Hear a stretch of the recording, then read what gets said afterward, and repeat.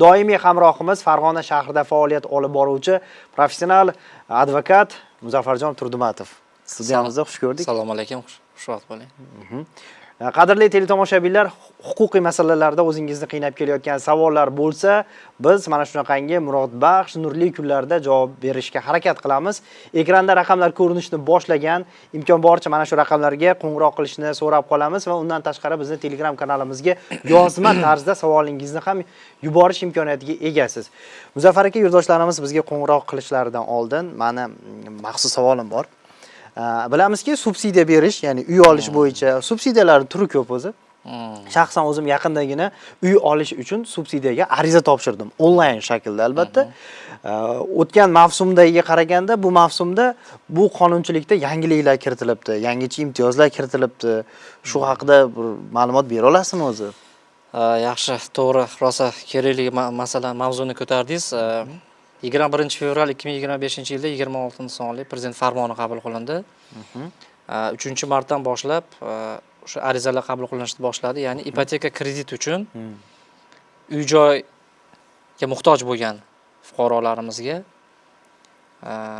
o'sha ipoteka krediti uy olish uchun davlat tomonidan subsidiya, moliyaviy yordam ajratish bo'yicha farmon qabul qilingan. Bu bo'yicha endi davlat tomonidan qanaqa yordam desangiz, boshlang'ich to'lovga yordam qilinadi. Birinchi navbatda 32 million so'm qiymatida. O'sha aytaylik 500 milliongacha bo'lgan uylar tanlanadigan bo'lsa, boshlang'ich to'lov 10% bo'ladigan bo'lsa, aytaylik siz 400 millionli uy tanlagan bo'lsangiz, 10% 40 million bo'ladi.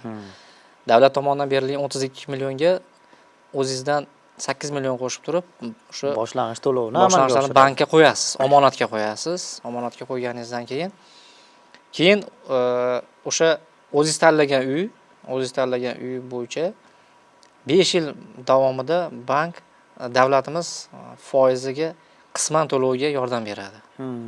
Qisman deganda, masalan aytaylik, Markaziy bank hamma banklarga belgilangan bir xil stavkada aytaylik 12% yoki 13.5% da kredit beradi. U ustiga o'zini nimasini qo'shib turib 17.5% dan 20% gacha yillik nimalarga beradi. O'sha kredit beradi yillik. Endi siz aytaylik 19% lik kredit olgan bo'lsangiz, 13.5% ni o'zingiz to'laysiz, qolgan 6.5% ni davlat to'lab beradi. Davlat to'lab beradi. 5 yil mobaynida shunaqa davr. 5.5% ekan. 5 yil davrda, masalan aytaylik, foizini o'zi 2 million bo'ladigan bo'lsa, davlat 1.400.000 to'lab beradigan bo'lsa, siz 1.400.000 to'laydigan bo'lsangiz, 600.000 davlat to'lab beradi. Bu zo'r imkoniyat. 5 yildan keyin nimasini ham, ta'nini ham, foizini ham o'zingiz to'lab borasiz. Yana bitta savol shu o'rinda. Misol uchun men Toshloq tumanida istiqomat qilaman. Arizani Toshloq tumani uchun topshirdim. Lekin Muzaffar aka, deylik, men Farg'ona shahridan uy olmoqchi bo'lsam ham imtiyoz bo'ladimi shunda? Menimcha bu bo'yicha hech qanday cheklov yo'q. Cheklov yo'q. Chunki ixtiyor o'zingizda, qayerdan tanlashingiz, faqat o'sha Toshkent bilan Qoraqalpog'iston Respublikasi viloyatlarda nimasi bor. O'zini maxsus reglamenti bor.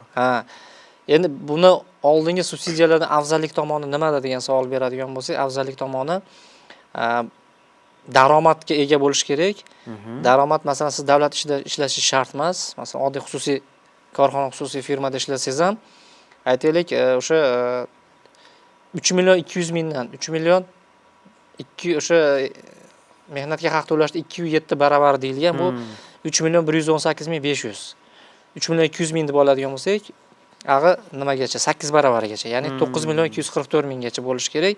Agar siz daromadingiz yetmaydigan bo'lsa, yaqin qarindoshlaringizni daromadini ham qo'shishingiz mumkin. Qo'shimcha tarzda. Akamni, akangiz, ukangiz, turmush o'rtog'ingiz, ota-onangiz yoki hattoki kafil sifatida o'sha do'stingizni yordamini ham olishingiz mumkin. Arizada shunaqa alohida punkti bor o'zi. Faqatgina tasdiqlovchi hujjat bo'lishi kerak, ish haqi to'g'risida ma'lumotnoma taqdim qilish kerak. Pasport kopiyalar, agar farzandlar bo'lsa, farzandlar metrikasi bo'ldi, boshqa hujjat talab qilinmaydi. O'zi o'sha 6 ta yo'nalish bo'yicha ariza berganingizga tekshiruv bo'ladi. Kadastrda siz nomingizda uy-joy bormi, yo'qligi, soliq, ish haqingiz bo'yicha ma'lumot oladi. Kambag'allikni qisqartirish yo'nalishi bo'yicha o'sha nogironlar bo'lsa, nogiron, ayollar daftarida turadimi, boquvchisini yo'qotganmi, boshqalar bo'ladigan bo'lsa ham ball beriladi endi. Siz ball yig'ishingiz kerak bo'ladi. O'sha eng kamida 30 ballmikin bo'lish kerak adashmasam. Ushbu tekshiruvlar mana shu siz aytyapsiz-ku, soliqdan, boshqa narsalardan. Bular avtomatik ravishda ular tomonidan, davlatimiz tomonidan tekshirish amalga oshiriladi. U o'sha bazadan tekshirilgandan keyin qaysi joyda noto'g'ri ma'lumot bo'lgan bo'lsa, o'sha yerda o'zida to'xtaydi va rad bo'ladi. Aytaylik, nikohda arizada nikohda turmayman deb yozib qo'ygan bo'lsa, o'zi aslida nikohda turgan. Bir paytlar nikohda turgan, endi nikoh birga yashamayotgan bo'lsa, lekin nikoh bekor qilinmagan, arizada nikohda turmayman deb qo'ygan bo'lsa, bu yolg'on ma'lumot bo'ladi-da. Chunki nikoh bekor qilinmagan. O'sha yerda o'zida to'xtab ariza rad qilinadi. Qoyil. Agar mol mulk hadya bo'lib kimdirdan o'tgan bo'lsa yoki vasiyatnoma orqali o'tgan bo'lsa ham o'shalarda ham ko'rsatib o'tish kerak bo'ladi. Endi unda nomingizda mulk bo'ladi, unda siz talabga to'g'ri kelmaysiz unda. Tushunarli, juda ham zo'r ma'lumotlarga ega bo'ldim. Shaxsan o'zim, yurtdoshlarimiz ham adashmasam zo'r ma'lumotga ega bo'lishdi. Huquqiy masalalarda o'zingizni qiynab kelayotgan savollar bo'lsa, qo'ng'iroq qilinglar aziz yurtdoshlar. Ramazon kunlarida sizlar bilan diydor ko'rishib turganimizdan juda ham shodmiz va qo'ng'iroq bor. Assalomu alaykum. Assalomu alaykum. Siz jonli efirdasiz, advokatimizga marhamat, savolingizni berishingiz mumkin. Savolim bor edi. Eshitamiz. Televizorga qaramasdan opajon, telefonga gapirasiz. Televizorning ovozini pasaytirib qo'ying. Hozirgi subsidiya haqida savolim bor edi. Xo'p. O'g'lim chet elda ishlaydi. O'zim nomida uy-joy yo'q. Subsidiya olishga haqlimi? Shuni to'g'risida. Shu to'g'risida. Tushunarli. Qaysi mamlakat? Qaysi mamlakatda hozir farzandingiz? Rossiya Federatsiyasida. Tushunarli. Salomat bo'ling, ko'rsatuvimizni ko'rib turasiz va gapiryapti o'zingiz, lekin savolni tushundik. Tushunarli. Migrantlar uchun ham qonunchilikda ko'zda tutilgan, migrantlar ham olishi mumkin. Faqatgina o'sha Rossiya bo'ladigan bo'lsa patent taqdim qilish kerak bo'ladi. Bu patent masalan Turkiyada chalishma izin deyiladi. Dubayda ishlayotganlarga migration card deyiladi. Resident card deyiladi. Resident card, Rossiyada ishlayotganlarga patent deyiladi. O'sha ishlash uchun ruxsat beruvchi hujjatlar. O'sha hujjatlarni o'zini hududidagi hokim yordamchisiga taqdim qiladi. Hokim yordamchisi bazaga kiritadi. Migratsiya agentligi buni tasdiqlaydi. Tasdiqlagandan keyin davlat xizmatlariga ariza berganda u bazada ko'rinadi. Ish haq to'g'risidagi ma'lumotnomalar umuman kerak emas. Chunki har bitta mamlakatga o'zini davlat tomonidan belgilangan stavkasi bor. Ish haqi, masalan, Rossiyaga 4 million atrofida bo'lsa, Turkiyaga 6 million atrofida ish haqi. Dubaydagi undan ham yuqoriroq. Demak, bu subsidiya olish uchun bemalol yetadigan miqdordagi ish haqi hisoblanadi. Faqat o'sha o'zi endi yoqdan chet eldan kela olmaydi, yaqin qarindoshi oilasida ayoli bo'ladimi? O'sha yaqin qarindoshi o'sha hujjatni o'zini hududidagi har bitta mahalla fuqarolar yig'iniga bittadan hokim yordamchisi biriktirilgan. O'sha hokim yordamchisiga olib borib berish kerak, u bazaga kiritadi. Bazaga kiritib qo'ygandan keyin bo'ldi, qolgani o'sha ish ketaveradi. Avtomatik ariza keyin o'sha ariza beriladi. Tushunarli. Xo'p, keyingi qo'ng'iroqni qabul qilamiz. Assalomu alaykum. Assalomu alaykum. Siz jonli efirdasiz. Advokatimizga marhamat, savolingizni berishingiz mumkin. Men savolim shu, birinchi turmushimda 3-4 oy yashab, ketib qolganman qonimdagi farzandim bilan. Xo'p. Toshloq tumanidanman. Keyin kelib bitta bolali bo'ldim, lekin ajrasha olmadim. Erim uylanib ketdi, men ajrasha olmadim, Rossiyadan kelmadi. Endi hozir boshqasiga turmushga chiqdim 3 yil oldin. Xo'p. 3 yil oldin boshqasiga turmush qurib, zakis qilmadim, lekin birinchi turmushim bilan ajrashmaganligim uchun zakis qilolmadim. Eshityapmiz. Televizorga qaramasdan gapiravering, opajon. Gapiravering, Savolga o'ting, savolga. Keyin birinchi turmushimdan ajrab ikkinchi turmushga zakis qilolmadim. U bilan 1,5 yil yashaganimdan keyin bitta o'g'il farzandli bo'ldimda, u xo'jayinim o'tib qoldi 3 yil burun. Endi hozir zakisdan yaqinda o'sha 2 yil oldin ajrim bo'ldi. Birinchi turmushim bilan zakisdan 2 yil oldin ajrim bo'ldi. Bunisiga zakis qilolmadim. Hozir endi yolg'iz ayol hisoblanamanmi yoki ajrashgan hisoblanamanmi subsidiyaga ariza topshirib keldim yaqinda davlat xizmatlariga Toshloqqa. Xo'p. Bizdaqalarga ham subsidiya chiqadimi, chiqmaydimi?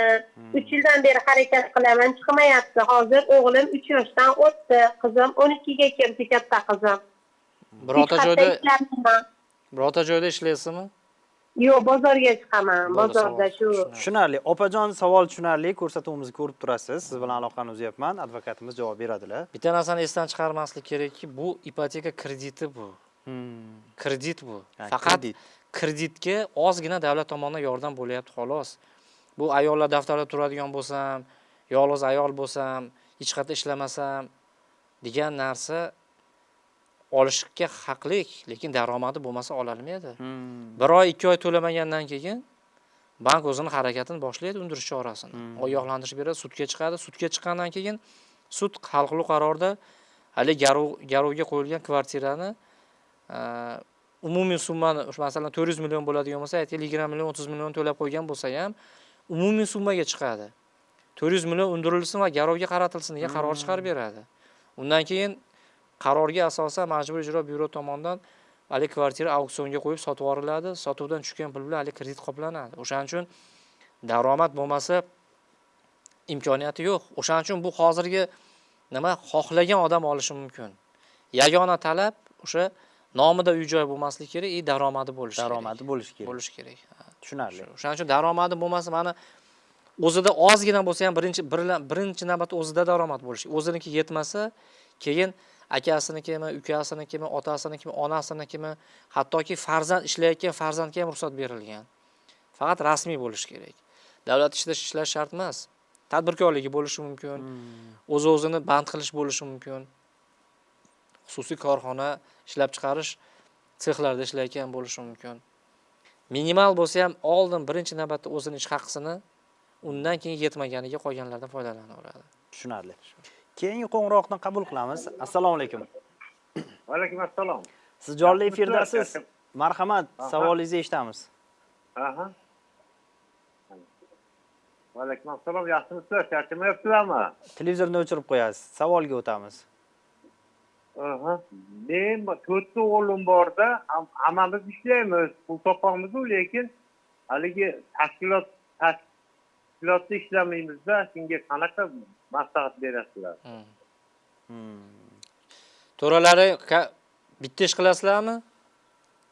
Ha, strokada ishlaymiz. Bolalar bor, 4 o'g'lim bor. Tushunarli. Aniq nimasini aytib bersanglar, biz qayerga tushiramiz unda? Oyma-oy pulini beramiz. Tushunarli Muzaffar aka.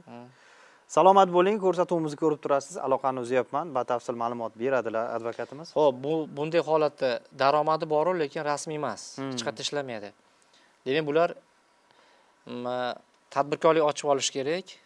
Soliqqa boradigan bo'lsa, yo o'z-o'zini band qilish bo'yicha tadbirkorlik ochib beradi, guvohnoma beradi, yoki oilaviy korxona qilib, qurilish bo'yicha, masalan, bitta brigada sifatida tadbirkorlik qilib ochib turib, ochgandan keyin tadbirkorlikda albatta soliq to'lanadi. Albatta ish haqi beriladi. Ish haqidan soliq to'lanadi. Kamida 3 oy to'langandan keyin ariza topshirish mumkin bo'ladi. 3 oy uzluksiz ish haqi olingan bo'lishi kerak. Hozir eng kam ish haqi 1 million 55 ming bo'ladigan bo'lsa, aytaylik o'sha 4 ta o'g'liga 4 ta o'g'li va o'zi 5 ta 1 million 55 mingdan qo'ysa ham, masalan, bitta farzandi yoki ikkita farzandi ariza beradigan bo'lsa, qolganlarinikini qo'shimcha qilib yozishi mumkin. Daromadidan foydalanib. Ha, tadbirkorlik o'sha nomidan ma'lumotnoma qilib beriladi.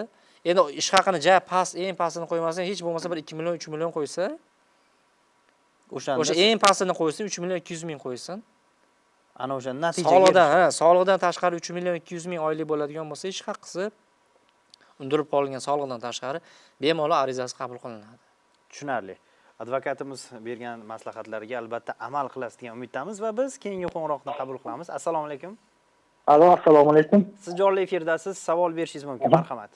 Men Andijon viloyatidanman. Turmush o'rtog'imni banklikka ariza qilib bankka kredit masalasida murojaat qildik.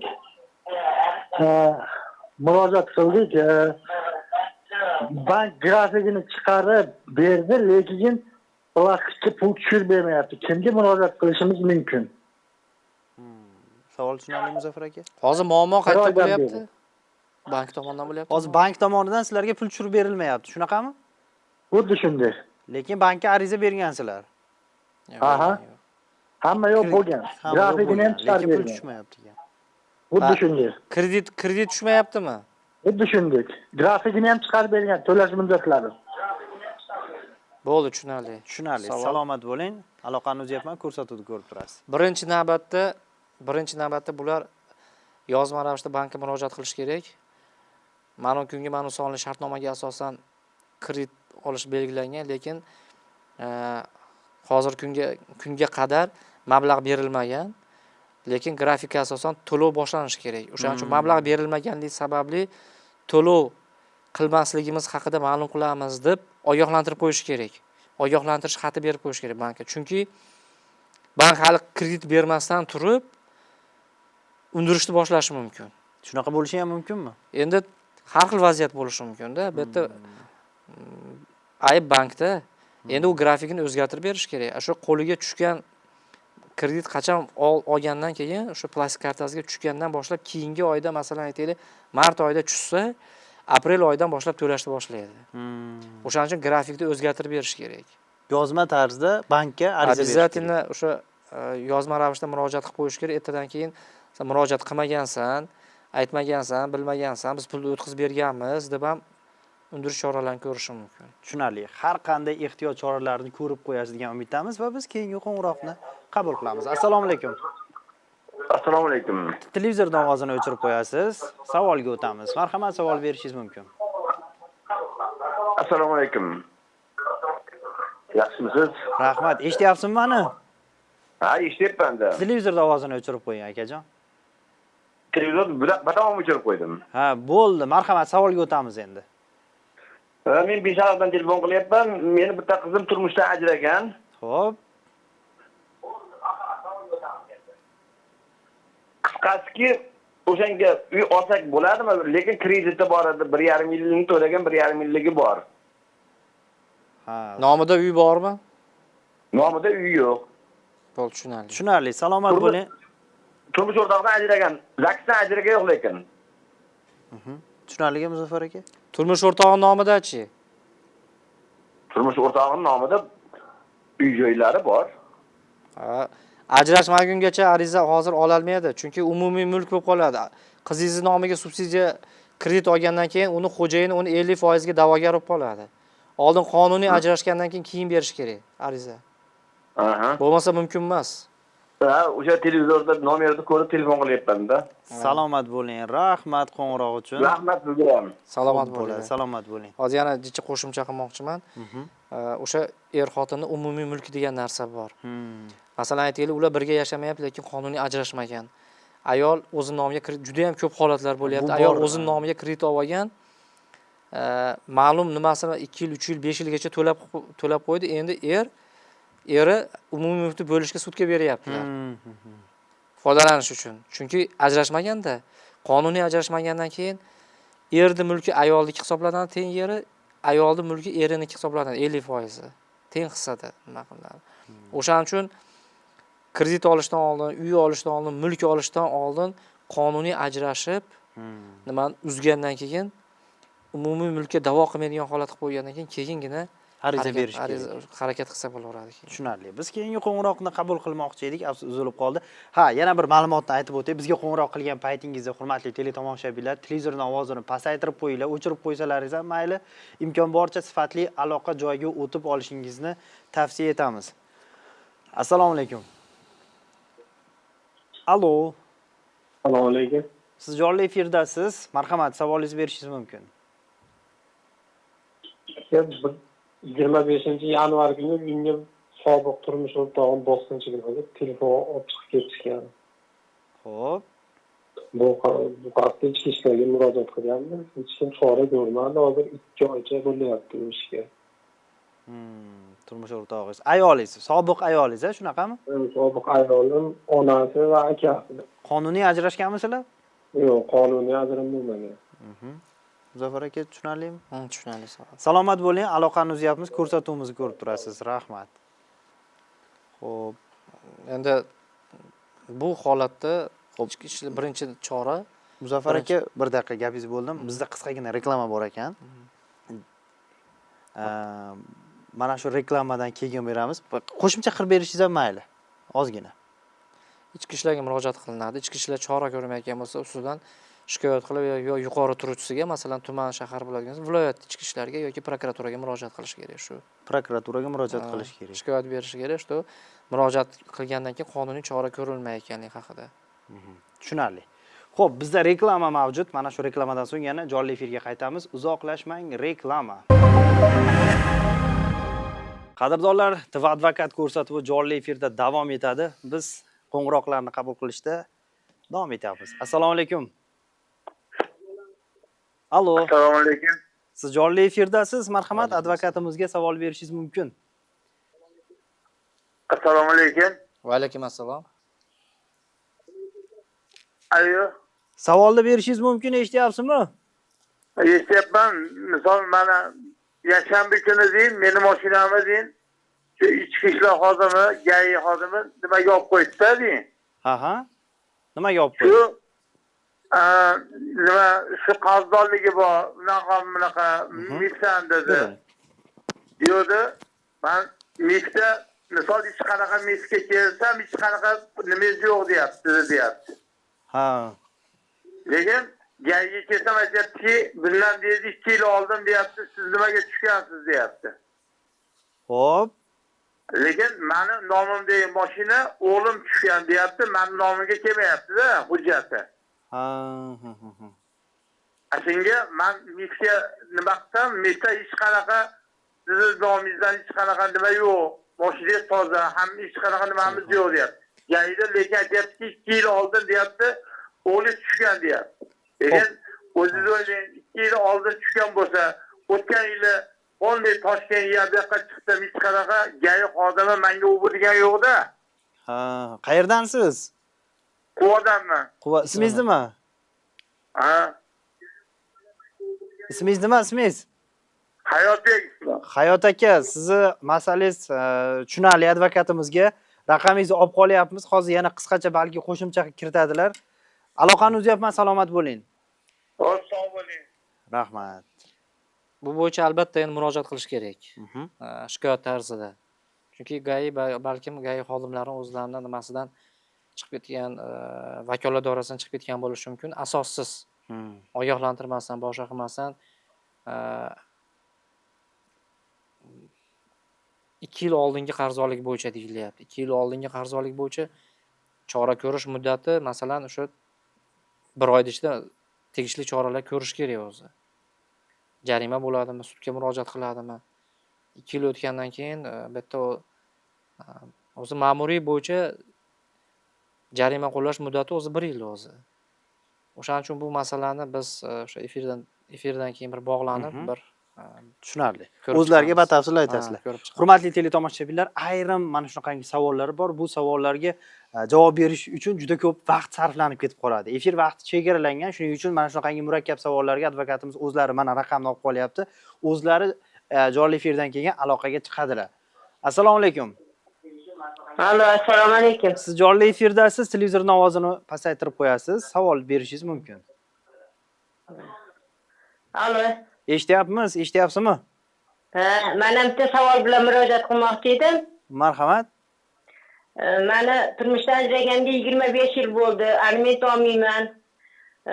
Hozir u uylanib olgan. Qanaqa yo'l tutishim kerak? Nima bo'yicha qanaqa yo'l tutishingiz kerak?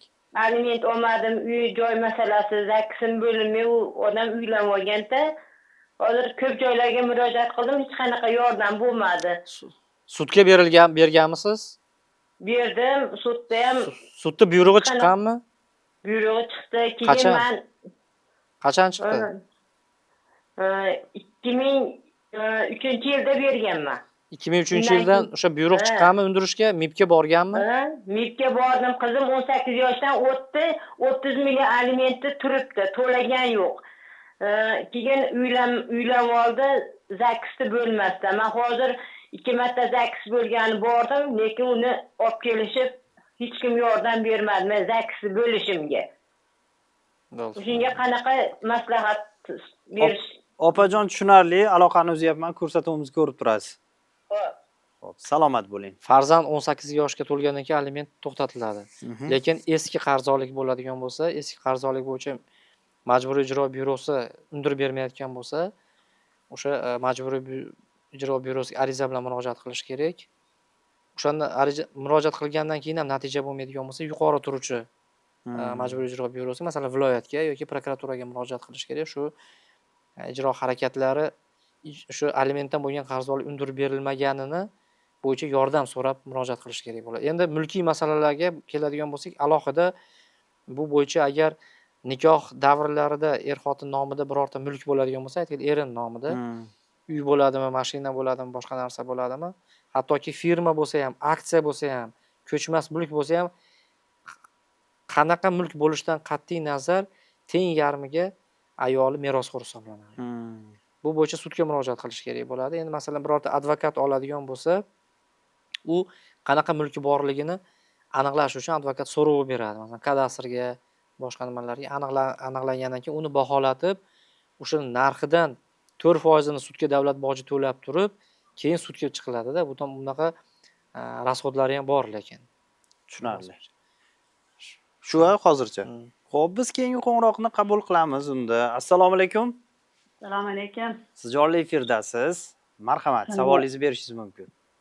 Men 13 yildan beri onamning eshigida o'tiraman. Xo'p. Farzandim 13 ga kirdi. Ukam eshik yarmini bo'lib bergan. Xo'jayinim olamdan o'tgan avtohalokatda. Kadastr qilishda qiynalanyapmiz. Hokimning buyrug'i yo'q. Hokimning qarori chiqmayapti. Deyshar qayga borsam shunaqa bilan kadastr qila olmayapmiz. Uy kimning nomida? Uy dadamning nomida, dadam o'tib ketgan. Onam 7 ta bola bilan qolib kadastr qila olmagan. Hujjatlari yo'q, ha? Ha. Eskida qachon eski qurilganmi, oldingi davrda qurilganmi? 81-yil. Ha, yaxshi. Hozir mana prezident qonun qabul qilingan, o'sha bo'yicha xalq tilida aksiya deyiladi. O'zboshimchalik bilan qurilgan uylar yoki hujjati yo'q uylarni qonuniylashtirish bo'yicha ishlar boshlangan. Shu hududlar bo'yicha davrlarga bo'lib turib, masalan 2026-yilmi, 2027-yilgacha bu narsa qilinadi. Shu 3 yil yoki 5 yil davomida qilinadi. Siz murojaat qildingizmi? Ha, biz mahalla komitetga aytdim, hokimiyatga bordim. Yo'q, murojaat qilgan bo'lsangiz, sizni o'sha navbatingiz kelganda shu yilmi yoki 2026-yilmi yoki undan keyingi yilmi qilib beriladi. Hozir etapma-etap hududlar kesimida qilib berilyapti. Bu bo'yicha hech qanaqa muammo yo'q. Faqatgina kutish kerak xolos. Mahallani ogohlantirib qo'ygan bo'lsangiz, o'zi har bitta mahalla bo'yicha ishlar olib borilyapti kadastr tomonidan. Ha, mahalla komitetimizga timga aytib turibman, yolg'iz onam meni shoshilinch harakat qilishga hojat yo'q. Masalan, sudga murojaat qilib boshqa ortiqcha sarf xarajat qilishga hojat yo'q. Sabr qilib kutsalaring, hujjat qilib beriladi bu bo'yicha. Xo'p, rahmat sizlarga. Salomat bo'ling. Rahmat qo'ng'iroq uchun minnatdorchilik bildirib qolamiz va biz qo'ng'iroqlarni qabul qilishda davom etamiz. Albatta, tomosha qilyapsiz. Jonli efirda tomosha qilyapsiz. Assalomu alaykum.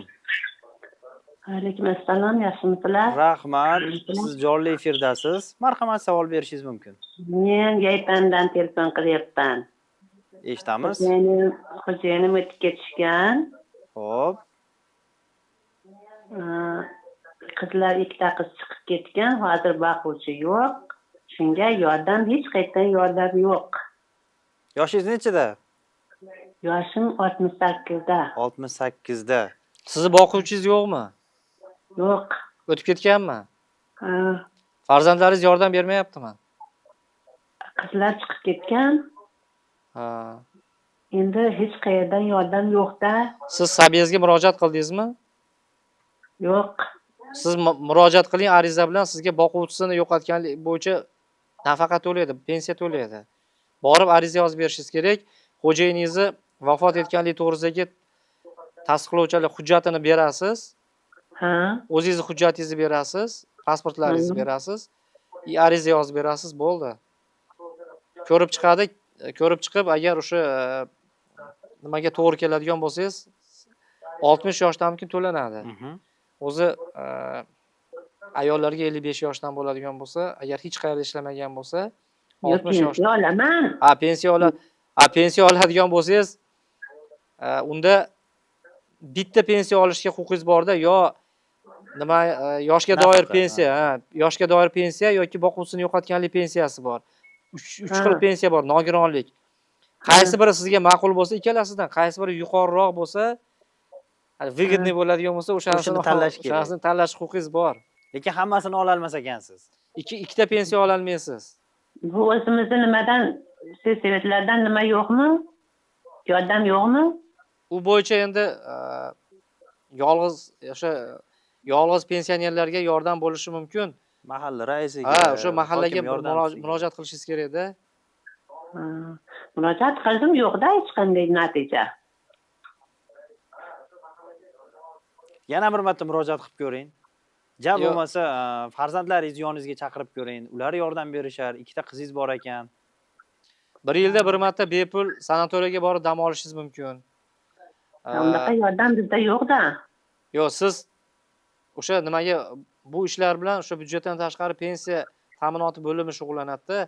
Siz ariza bilan murojaat qiling, o'sha sanatoriyaga qaysi kasallikka moyillik bo'ladigan bo'lsa sizda o'sha kasalligingizni yozib aytaylik, yurak kasalligimi yoki sahrmi yoki boshqa nimami, mana gipertoniya, davleniya. Shunaqa kasalligim bor, shunga dam olish uchun sanatoriyadan nima ajratish so'raysiz, yo'llanma, putyovka so'rab yozsangiz, sizni navbatga qo'yib qo'yishadi. Bir yilda bir marta pensionerlarga bepul sanatoriyaga borib dam olish mumkin. Undan tashqari yana imtiyozlar bor, o'sha poliklinikalarda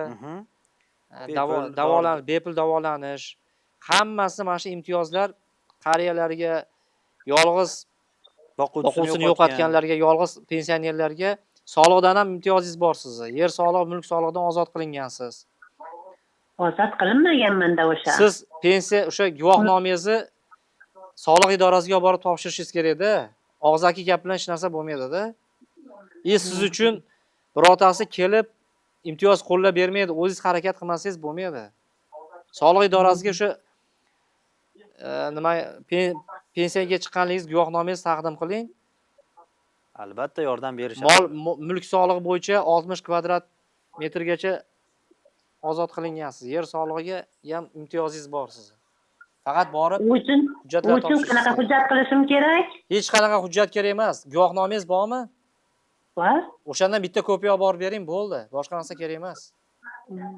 Soliqni boshlig'iga uchiring. Bo'pti, xo'p, rahmat. Salomat bo'ling, rahmat qo'ng'iroq uchun. Lekin zo'r ma'lumotlar berdingiz, haqiqatan ham. Mana shu opajonimiz misolida boquvchisini yo'qotgan, umuman yolg'iz ayollarga yaxshi maslahat berdingiz deb o'ylayman va biz keyingi qo'ng'iroqni qabul qilamiz. Assalomu alaykum. Va alaykum assalom. Siz jonli efirdasiz, marhamat, savol berishingiz mumkin. Men mehnat daftarchasi to'g'risida qisqa savolim bor. Mehnat daftarchani elektronniga tushirishgan kompyuterga. Chola tushib qo'ygan. Ko'p yillari qolib ketgan. Hozir endi mana yangi qonun bo'yicha 60 ga kirgandan keyin elektronnik bir kunda chiqarar ekan deyapti. Menda muammo bor. Qolganini qanday tushiraman? Qayerdan? Xo'p, qayerdansiz? Andijon viloyat Paxtaot tumani. Ismingiz nima? G'ayratjon. G'ayrat aka, sizni telefon raqamingizni advokatimiz mana yozyaptilar. Efirdan keyin o'zlari batafsil ma'lumot beradilar. Hozir qisqacha qo'shimcha kiritadilar. Aloqani uzyapman. Savol berishingiz mumkin. Siz biror joyga murojaat qildingizmi bo'yicha? Yo'q, hech qayerga murojaat qilishni bilmayapman-da. O'sha stajlaringiz qo'shilgan yo'q, to'liq qo'shilmagan. Yo'q, to'liq qo'shilmagan. Chola qolib ketgan, o'rtalarida qolib ketib qolibdi-da. Kim tomonidan qo'shilmagan? Men kollejda ishlardim. Shu kollejda birinchi kollej ochilganlar, ta'lim maktabi ochilganda nima qo'shmagan, odel kadr qo'shmagan. O'sha odel kadr yo'q, ishlamayapti. Yo'q, hozir ishxonangiz bormi? Ishxonam bor hozir. Bo'ldi, men hozir javobni beraman. Nima qilaveraylik? Salomat bo'ling, aloqani uzyapmiz. Bu holat bo'yicha birinchi navbatda o'sha aynan qaysi ish joyingizdagi ma'lumotlar kiritilmagan bo'lsa, o'sha joyga xat bilan murojaat qiladi. Qisqa qilib aytadigan bo'lsa, o'sha mehnat stajlar mehnat daftarchamga kiritib qo'ygin degan nima bilan mazmunda ular javob xat beradi. Faqat yozma bo'lishi kerak. Javob xat bergandan keyin men kirita olmayman, muddati o'tib ketgan, imkoniyati yo'q, sudga murojaat qiling degan javob xat beradi. O'sha javob xat kerak bo'ladi bu odamga. O'sha javob xatni olgandan keyin o'sha fuqarolik sudga murojaat qilinadi. Fuqarolik sudga qanday murojaat qilish, o'sha kiritilmagan mehnat stajiga kiritilmagan davrni faktini belgilash bo'yicha sudga murojaat qiladi. Sud qarorida haqiqatda isbotlab bersa, o'sha ishlaganligini, ishlagan tasdiqlovchi hujjatlar, masalan, otpuskaga chiqqan bo'lgan, qanaqadir hujjatlar bilan tasdiqlab bersa, guvohlarni chaqirsa, o'sha paytda ishlayotgan, birga ishlaganlar bor, mana kadr deyapti, kadr ishdan chiqib ketgan bo'lsa ham jalb qilsa bo'laveradi.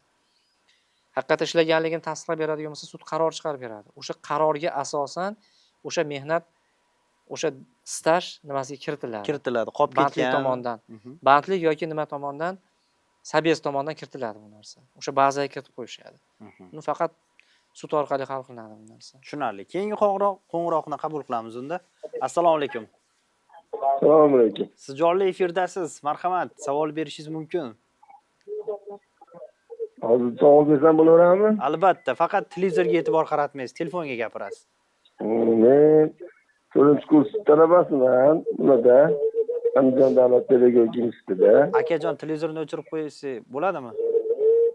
Zo'riqqa chiqib olaman. Ha, chiqing. Andijon davlat pedagogika instituti 4-kurs talabasiman. Xo'p. Men haligi nimaga 12% daromad solig'ini qaytarishga haligi ilovadan ariza bergandim. Ha, to'lagan o'sha kontrakt to'lovingizdan 12%ni qaytarib olmoqchi bo'lib, ilovadan ariza bergansiz. Bergandim. 1 oy bo'lyapti. U telefon qilsam, u ilovadan bir oydan o'tib ketdi-da.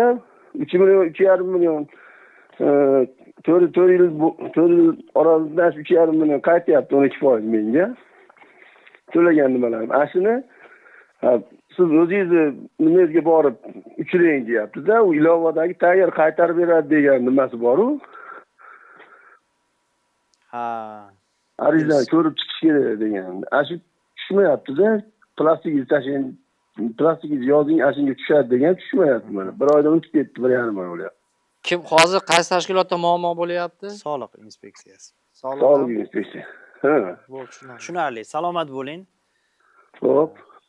Ko'rsatuvimizni ko'rib turasiz, advokatimiz javob beradilar. O'zi bunaqa holatlar bo'yicha o'sha nimalar taqdim kvitansiyalar taqdim qilingandan keyin keyingi yil yanvarda to'lov qilib beriladi. Masalan, hozir taqdim qilgan bo'lsa, o'sha kontrakt to'lagan o'zining davri bor. Masalan, sentyabr oyi, mart oyi menimcha 1 yilda 2 marta. O'qishga kontrakt to'lovini to'lagandan keyin naqd pulda oylik ish haqidan, faqat oylik ish haqidan to'lagan bo'lsa, o'zi ish haqidan yoki turmush o'rtog'i to'lab bergan bo'lishi kerak uning uchun yoki ota-onasi. Bankdan to'lagani to'g'risidagi o'sha kvitansiyalarni soliqqa taqdim qiladi, soliq olib qoladi.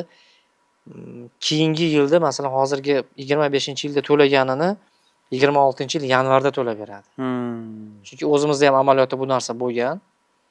Men o'zim ham jiyanimga to'lab berganimizda o'tgan yil to'laganlarimizni mana shu yil yanvarda to'lab bergan. O'sha foizini sizlarga qaytarib bergan. Tushunarli. Azizlar, bizda reklamadan so'ng yana jonli efirga qaytamiz. Uzoqlashmang. Yana bir ma'lumotni aytib o'taman, hurmatli teletomoshabinlar. Bizga qo'ng'iroq qilayotgan paytingizda imkon boricha sifatli aloqa joyiga o'tib olishingizni tavsiya qilamiz. Bizda reklama, marhamat.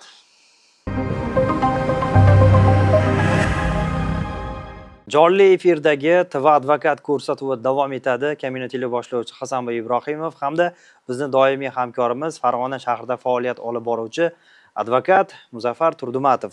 Va biz qo'ng'iroqlarni qabul qilishda davom etamiz. Assalomu alaykum. Assalomu. Siz jonli efirdasiz. Xo'p, aka, bir savolimiz bor-da. Marhamat, eshitamiz. Xo'p, aka, bir birinchi ayolim bilan ajrashganman. Xo'p. Turmushdan. 4 yil 5 yil bo'ldi, aliment to'layman. Bolani ko'rsatmaydi. Biror chetga chiqqanda boshqaga ruxsat bermaydi. Shu bir alimentdan ozod bo'lishi bir iloji bormi, yo bir yillik bir nimadir yechimi bormi, shuni bir Farzandingiz necha yoshda? 6 yosh, 5 yosh, 6 yosh bo'ldi hozir. Qonuniy ajrashganmisizlar? Yo'q, shar'iy bo'lgan, qonuniy Ha, bo'lgan. shar'iy nikohdami? Aliment to'lab borasizmi vaqtida? Ha, vaqtida to'layapmanman. Bolani ko'rsatmaydi. Shu bir sudga ham chiqqan. Sudga murojaat qilganmisiz sudga? Ha, sudga murojaat qilganman. 1 soat, 2 soat ko'rib turgan nima qilgan. Endi u turmushga chiqib ketganda endi boshqaga. Sudni qarori bormi? Sudni qarori chiqqandan keyin ham ko'rsatmayaptimi hozir? Yo'q. Bu bo'yicha biror joyga murojaat qilganmisiz? Yo'q, boshqa murojaat qilmadim hech qayerga.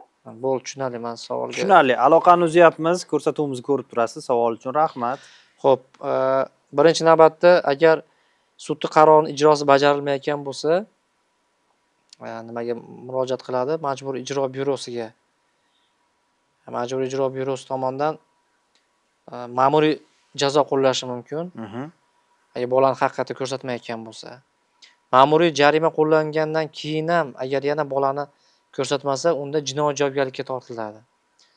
Jinoiy javobgarlikka tortgandan keyin otada bolani olib qo'yish huquqi paydo bo'ladi. O'shaning uchun hozir bitta sud qarorini ijrosini bajarish vakolati majburiy ijro byurosiga berilgan. Ularga murojaat qilish kerak bo'ladi ariza bilan. Tushunarli. Keyingi qo'ng'iroqni qabul qilamiz unda. Assalomu alaykum. Assalomu alaykum. Siz jonli efirdasiz. Marhamat, savol berishingiz mumkin advokatimizga. Assalomu alaykum.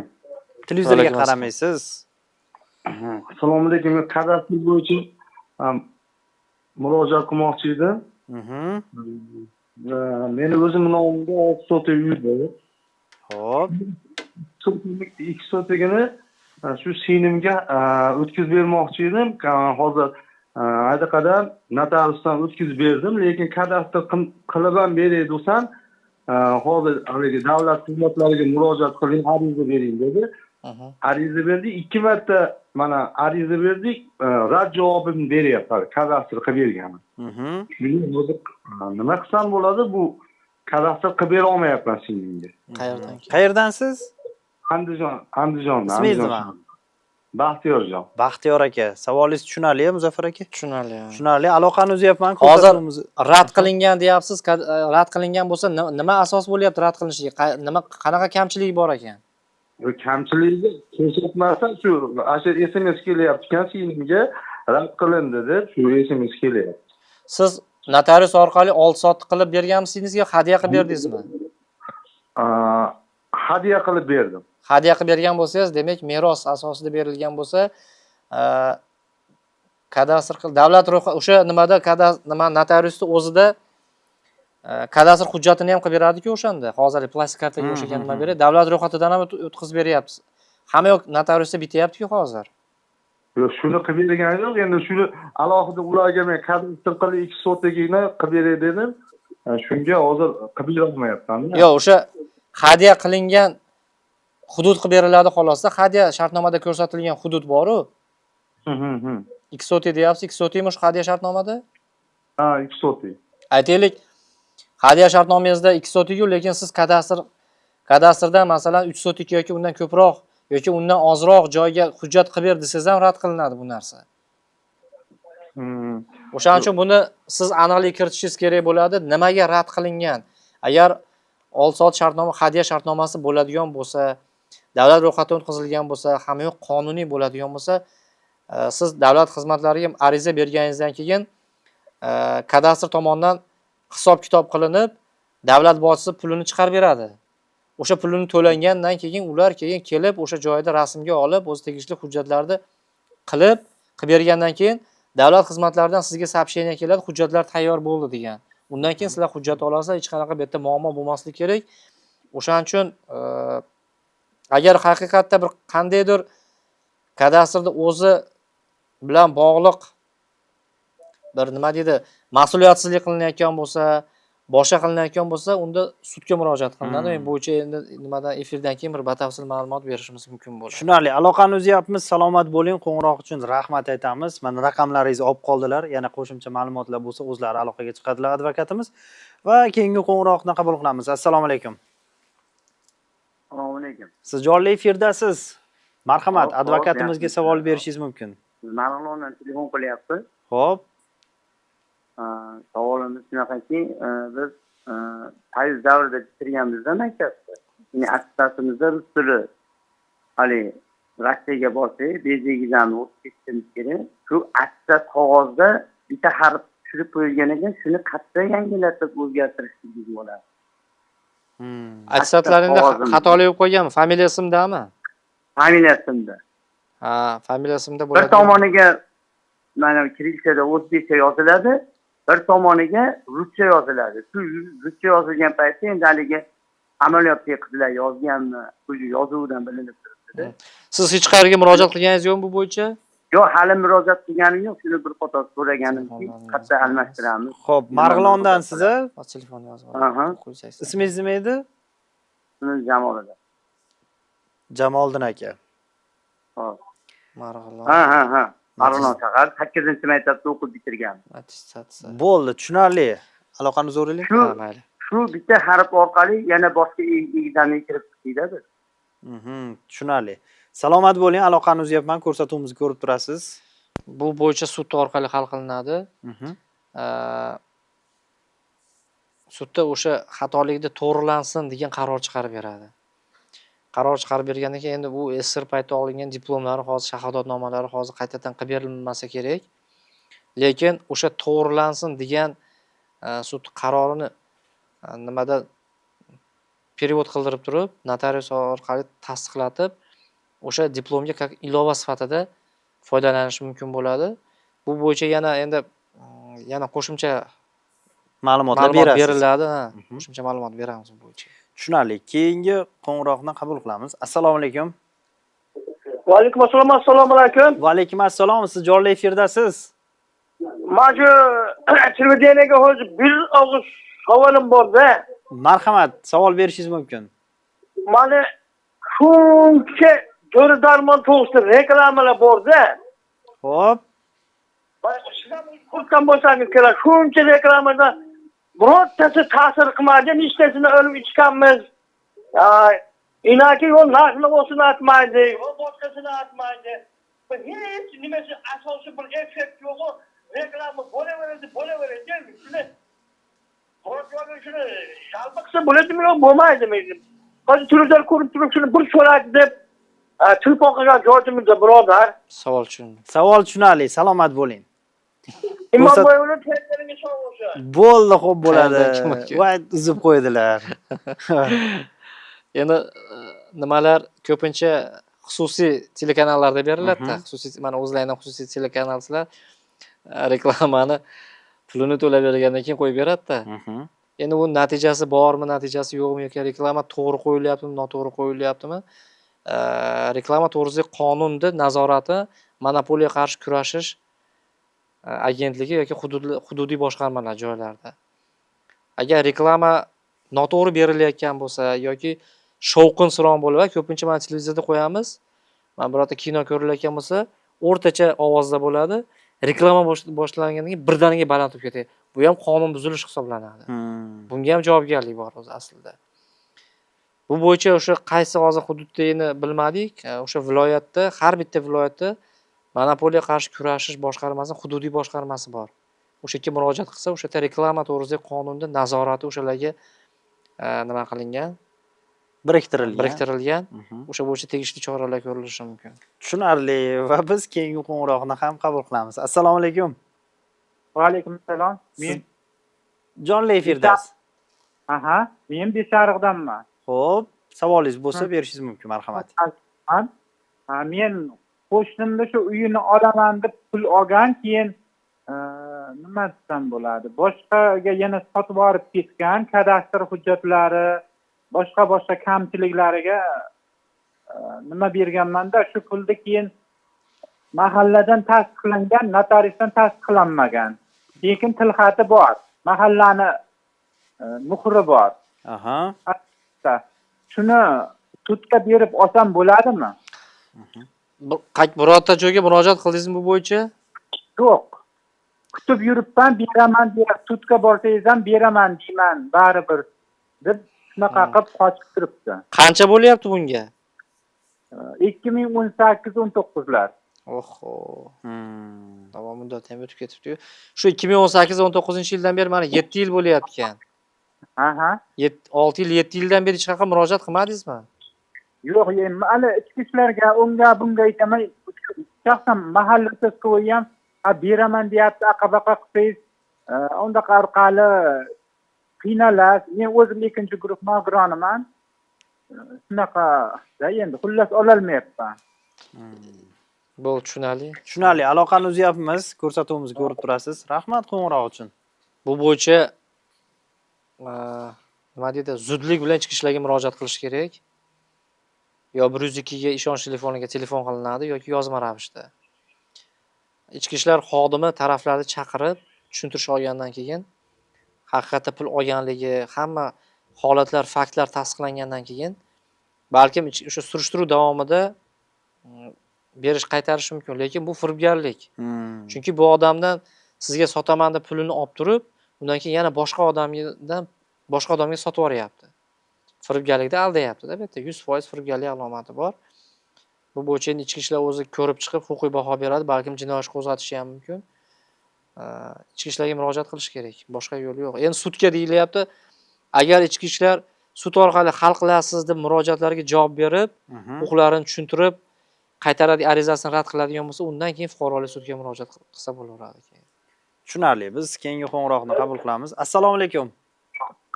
Alaykum. Siz jonli efirdasiz. Iltimos televizoringizni ovozini pasaytirib qo'yasiz, eshityapsizmi? Ha. Marhamat, savol berishingiz mumkin. Aka, savol berishim mumkin. Shu mana shu kelinim gidib shu hozir 10 yilda oshib ketdi. Aliment qonuni to'lab boryapti, lekin bolalar farzandlarini ko'rsatmaydi. Ikkita farzandi bor, ikkalasi ham qiz. Ko'rsatmaydi, yo'qsa jinoyat o'rmaydi, otasining ko'rkligini demaydi. Sudga berganmisizlar? Yo'q, sudga bermaganmiz, endi shu ko'rsatmaydi-da. Yo'q. Farzandi ko'rish uchun sudga murojaat qilsa bo'ladi-da. Sud o'zi qarorda ko'rsatib o'tadi. Masalan, 15 kunda bir marta. O'sha nimani hamma yerda qarorda ko'rsatib beradi. O'shandan keyin agar o'shanda ham sud qarori chiqqandan keyin ham bolani ko'rsatmaydigan bo'lsa, yuqorida aytib o'tdik, bu masala bo'yicha Majburiy ijro byurosiga murojaat qilasizlar. Ular ma'muriy chora ko'radi. Ma'muriy chora ko'rgandan keyin ham bolani ko'rsatmaydigan bo'lsa, keyin jinoiy ish qo'zg'atiladi. O'shaqa choralar bor. Sudni qarorini bajarish shart va majbur. Shuning uchun hozir og'zaki sizlarga ko'rsatmayotgan bo'lsa, demak sizlar sudga murojaat qilishlaringiz kerak bo'ladi. Bu 10 yil bo'lib ketdi. Hozir katta qizi 16 yoshdan, kichkinasi 4-sinfda o'qiydi-da. O'shanda men aytmoqchiman, ijroga berishlarimiz ariza yo sudgami? Oxirgi gapingizni tushunmadik. Ijroga bersam bo'ladimi? Ariza yo sudga berishlarmi? Sudga beriladi, ijroga bermaysiz. Majburiy ijro faqat sud qarorini ijrosini bajarib beradi, xolos. Sudga berish kerak ekanda? Albatta sudga berishingiz kerak bo'ladi. Salomat bo'ling, qo'ng'iroq uchun rahmat aytamiz. Javobni oldingiz. Biz juda ham xursandmiz. Va biz keyingi qo'ng'iroqlarni kutamiz. Qo'ng'iroq qiling, ekranda raqamlar ko'rinib turibdi. Albatta TV advokat ko'rsatuvi jonli efirda amalga oshirilyapti. Assalomu alaykum. Alo. Assalomu alaykum. Va alaykum assalom. Assalomu alaykum. Iltimos televizorning ovozini o'chirib qo'yasiz. Bo'ldi. Assalomu alaykum. Va alaykum assalom. Marhamat, savol berishingiz mumkin. Alo. Savol berishingiz mumkin, marhamat. Savol shundayki, men qizim 25 ga kirdi. Xo'p. Qaynasi yaxshi, hamma yo'g'i yaxshi. Endi televideniyada ko'rib aytdim. O'zi yo'qligida javobini berib qo'ydi, lekin ikkita bolasi bor. U ham yashayman dedi, hamma yashayman dedi. endi anaqadan mumkin emas deyapti. Endi men televideniyada ko'rib telefon qilyapman. Nima maslahat berasizlar? U yoq ham yaxshi, biz ham yaxshimiz, lekin mumkin emas deyapti. Kim mumkin emas deyapti? Endi hali eskichada mumkin emas deyapti, lekin kuyovi yaxshi, qaynonasi yaxshi. Endi achchiq ustida bitta gapirib qo'ygan, shu endi shunga televideniya nima deydi ekan deyapti. Ha, tushunarli. Kuyovingiz qayerda o'zi, shatdami yo chet elda ishlaydimi? Ha, Rossiyada ishlaydi. Rossiyadan turib javobini berib yuborgan, shuna bo'lyaptimi? Ha, shunday u ko'rmagan ham, bilmagan ham aytgan. Tushunarli. Salomat bo'ling, ko'rsatuvimizni ko'rib turasiz, advokatimizning fikrlarini eshitamiz. Bu bo'yicha endi qonuniy yechimi aytaylik, ajrashishga ariza bermagungacha, nikoh bekor qilinmagungacha er-xotin deb hisoblanadi. Shar'iy tomondan nimasiga men javob bera olmayman. Unga endi shu mas'ul xodimlar bor, domlalarga murojaat qilishlari mumkin. Shariatda qanday belgilangan bo'lsa, o'shanga endi amal qilish qilmasligi ham o'zlariga bog'liq. Lekin sudga ajrashishga murojaat qilmagungacha hozirgi holat bo'yicha qonun nuqtai nazaridan oladigan bo'lsak, asosi yo'q. Masalan, xiyonat bo'lgani yo'q, boshqa bo'lgan ajrashishga asosi yo'q. Ana aytishyapti o'zlari, ikkala hamma yo'q, yaxshi munosabatlar, yaxshi, achchiq ustida shu gapni gapirib yuborgan. Endi gapirgan gapi uchun shariat tomonidan endi javobi bor ekanda, uni endi domlalar bilan hal qilinadi. Tushunarli. Lekin qonun tomonidan hech qanaqa bu yerda nima yo'q, muammo yo'q. Hozir bu yurtdoshimiz o'sha televideniya nima derkan deb bizga murojaat qilibdi. Agarda bizni ko'rayotgan bo'lsangiz, televideniyaga ham, telekanallarga ham maxsus mutaxassislarni olib chiqqanmiz. Ya'ni advokatimiz huquqiy masalalardagi savollarga javob beradilar. Bunaqa savollarga albatta imom xatiblar bor, uzr mutaxassislar bor. Mana shularga murojaat qilishingizni tavsiya etamiz va qo'ng'iroqni qabul qilamiz. Assalomu alaykum. Alo.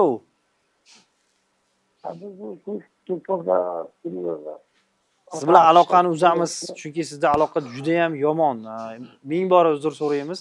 Sifatli aloqa joyiga o'tib olib bizga qo'ng'iroq qiling, chunki efir sifatini buzib qo'yapsizlar. Sizni savolingizni tushunmay qolamiz, shuning uchun e'tibor qarating mana shu tomonlarga. Assalomu alaykum. Alo. Jonli efirdasiz, eshityapsizmi? Assalomu alaykum. Va alaykum assalom. Televizorning ovozini o'chirib qo'yasiz, opajon. Biz Andijondan telefon qilyapmiz. Oilaviy masala bo'yicha. Xo'p.